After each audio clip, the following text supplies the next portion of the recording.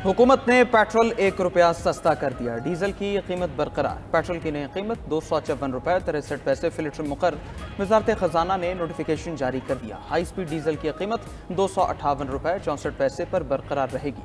मिट्टी के तेल की कीमत का नोटिफिकेशन में कोई जिक्र नहीं किया गया। पेट्रोल की कीमत में कमी का इतलाक आज से हो गया।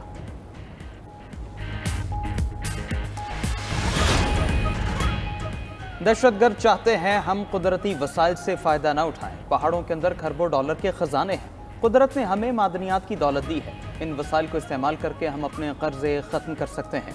मुल्क खुशहाल हो सकता है। वज़ीर-ए-आज़म शहबाज शरीफ का रब-ए-ज़ुल-जलाल का एहसान। पाकिस्तान की तकरीब से खिताब। कहा, दहशतगर्दी के खिलाफ सबको मुत्तहिद होना होगा। कुछ अनासर अपने मफाद के लिए तकसीम पैदा करके मुल्क के इस्तेहकाम को दाव पर लगा रहे हैं। ऐसे अनासर को आने वाली नस्लें माफ़ नहीं करेंगी।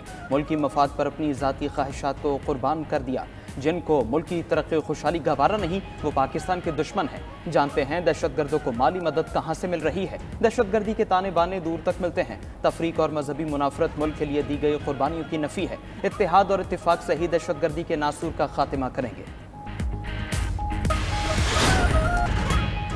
जाफर एक्सप्रेस हमले के जिम्मेदारों को दुनिया के सामने बेनकाब करने का फैसला। वज़ीर-ए-आज़म शहबाज शरीफ की ज़ेर सदारत गुज़िश्ता रोज़ हुई बड़ी बैठक में अहम फैसले किए गए। सिविल और अस्करी क़यादत चारों सूबों बाशमूल आज़ाद कश्मीर और गिलगित बल्तिस्तान का दो टोक मौक़िफ़।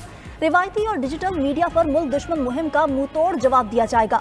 नेशनल एक्शन प्लान के तहत कौमी बयानिए को मजबूत करने पर इत्तफाक। कौमी बयानिया कमेटी को शरपसंदों के खिलाफ मौसर बयानिया बनाने की हिदायत। मुल्की सलामती और हम आहंगी के लिए तमाम सूबों का ताउन और रवाबित बढ़ाने पर भी इत्तफाक किया गया। झूठी, डीप फेक और दीगर गैर मुसद्दिका मालूमात का हकाइक से भरपूर जवाब दिया जाएगा। फिल्मों और ड्रामों में कौमी मौज़ूआत अपनाए जाएंगे। कौमी बयानिए के लिए डिजिटल मीडिया पर भी मवाद नशर किया जाएगा। कौमी निसाब में दहशतगर्दी के हवाले से आगाही शामिल होगी। क्लाइमेट फाइनेंसिंग के तहत पाकिस्तान को $1.3 अरब मिलेंगे। IMF डायरेक्टर जोली कोजिक ने तस्दीक कर दी। IMF डायरेक्टर का कहना है कि पाकिस्तान से क्लाइमेट फाइनेंसिंग पर बातचीत कामयाब रही। $1.3 अरब 28 माह में फराहम किए जाएंगे। पाकिस्तान को EFF प्रोग्राम में $7 अरब एक साथ में मिलने हैं। पाकिस्तान के लिए नई किस्तों का स्टाफ लेवल मुआहिदा 25 मार्च को हुआ। कामयाब जायजा मुज़ाकरात के बाद पाकिस्तान को $1 अरब की किस्त जारी की जाएगी।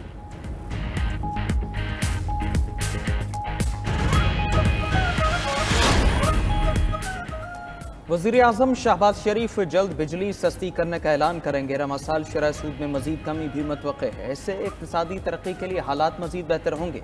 वज़ीर ख़जाना मोहम्मद औरंगज़ेब का चीन के बाओ फोरम के दौरान ब्लूमबर्ग को इंटरव्यू। कहा, सस्ती बिजली से मैन्युफैक्चरिंग सेक्टर को फ़रोग़ मिलेगा। आइंदा बजट में टैक्स का दायरा वसी किया जाएगा। रियल स्टेट, रिटेल और ज़राअत को टैक्स निज़ाम में लाएंगे। मैन्युफैक्चरिंग सेक्टर पर गैर ज़रूरी टैक्सेस का बोझ कम करेंगे। रमा साल हुकूमत पहला पांडा बॉन्ड जारी करेगी। युआन बॉन्ड की मालियत $200 से $250 मिलियन के दरमियान होगी। हुकूमत की तवज्जो मईशत को बेहतर बनाने पर मरकूज है।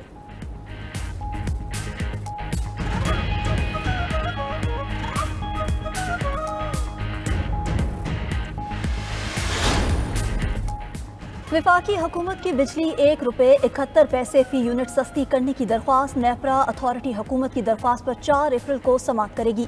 हुकूमत की बिजली की कीमत में कमी का इतलाक अप्रैल ता जून 2025 के लिए करने की तजवीज़। के इलेक्ट्रिक सार्फिन को भी ₹1.71 फी यूनिट रिलीफ मिलेगा। ये रिलीफ कैप्टिव पावर प्लांट्स पर लेवी से हासिल रेवेन्यू से दिया जाएगा। IMF भी हुकूमत को बिजली सस्ती करने की मंजूरी दे चुका।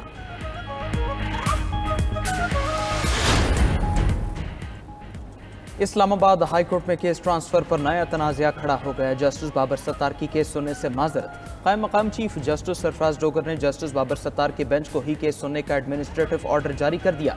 जस्टिस बाबर सत्तार ने कायम मकाम चीफ जस्टिस के इख्तियारात पर सवाल उठाते हुए जुडिशल ऑर्डर जारी कर दिया। जस्टिस बाबर सत्तार ने डिप्टी रजिस्ट्रार को केस दोबारा नए बेंच के सामने मुकर्रर करने की हिदायत कर दी। तहरीरी हुक्मनामे में लिखा कि 14 मार्च को इस अदालत ने केस किसी दूसरे बेंच के सामने मुकर्रर करने के लिए वापस भेजा। नाकाबिल फ़हम तौर पर केस की फाइल दोबारा इसी अदालत को भेज दी गई है। चीफ जस्टिस के इंतजामी साइट पर रिमार्क्स के साथ फाइल भेजी गई। यही बेंच केस को सुनेगा।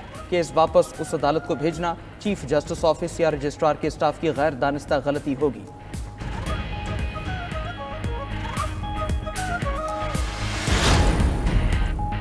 इंसदाद दहशतगर्दी अदालत रावलपिंडी में बानी पीटीआई की 2 दरख्वास्तों पर समाअत। एटीसी के जज अमजद अली शाह ने बानी पीटीआई की दोनों दरख्वास्तें मंजूर कर ली। बानी चेयरमैन को किताबें फराहम की जाएं, ईद से पहले मुलजिम की बच्चों से फ़ोन पर गुफ्तगू भी कराई जाए। अदालत की जेल सुप्रिटेंडेंट को हिदायत। बानी पीटीआई के वकील ने GHQ हमला केस में मुतफर्रिक दरख्वास्तें दायर कर रखी थी।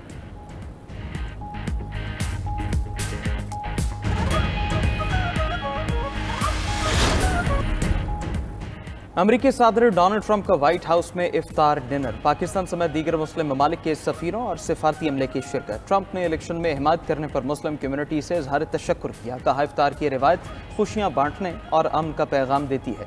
मुस्लिम कम्युनिटी से किए वादों की पासदारी कर रहे हैं। मशरिक़ वस्ता में पायदार अमन के लिए भरपूर सिफारती कोशिशें जारी हैं। कोशिश है गजा जंग का जल्द अज जल्द खात्मा हो।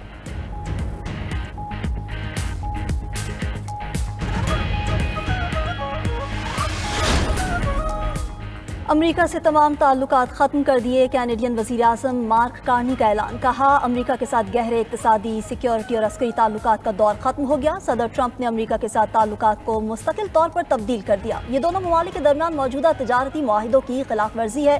मुस्तक़बिल में किसी भी तजारती मुआहिदे के बावजूद वापसी का कोई रास्ता नहीं होगा।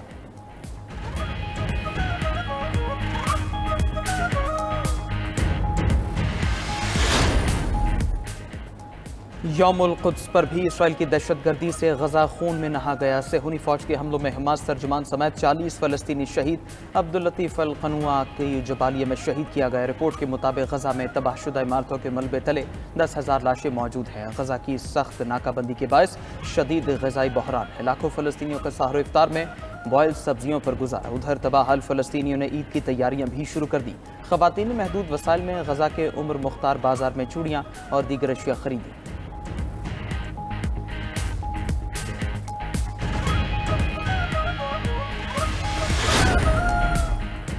म्यांमार में 7.7 शिद्दत के ज़लज़ले से क़यामत सुग़रा बरपा। इमारतें और पुल ज़मींबोस होने से 140 अफराद हलाक हो गए। म्यांमार हुकाम के मुताबिक ज़लज़ले से 732 अफराद ज़ख्मी हुए।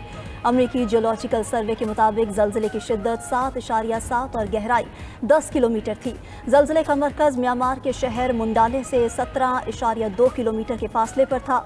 ज़लज़ले के बाद शदीद आफ्टर शॉक्स भी महसूस किए गए। म्यांमार की फ़ौजी हुकूमत ने मुतासिरा इलाकों में हंगामी हालत नाफिज कर दी। बैंकॉक और थाईलैंड में भी शदीद ज़लज़ले के बाद अफरा तफरी। लोग दफातर घरों से बाहर निकल आए। गैर मुल्की मीडिया ने जानी नुकसान का खदशा जाहिर कर दिया। भारत में मगरबी बंगाल, बिहार, झारखंड में भी ज़लज़ले के झटके महसूस। अमरीका इसराइल मुखालिफ मुजाहरों पर बदला लेने पर तुल गया। मज़लूम फ़लस्तीनियों के हक़ में बोलने वाले तलबा के खिलाफ क्रैकडाउन। वज़ीर ख़ारिजा मार्को रूबियो ने 300 से ज़ायद गैर मुल्की तलबा के वीज़े मनसूख करने की तस्दीक कर दी। तर्जुमान महकमा ख़ारिजा के मुताबिक तुर्क तलबा रुमैसा का वीज़ा फ़लस्तीनियों की हिमायत में मज़ामीन लिखने पर मनसूख किया गया।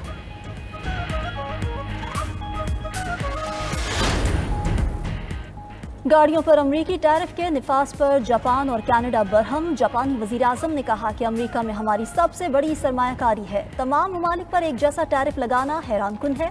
कैनेडियन वज़ीर आज़म ने टैरिफ को बराह रास्त हमला करार दे दिया। तजारती कशीदगी के बाद अमरीका और कनाडा के दरमियान फ़्लाइट बुकिंग में 70% कमी आ गई।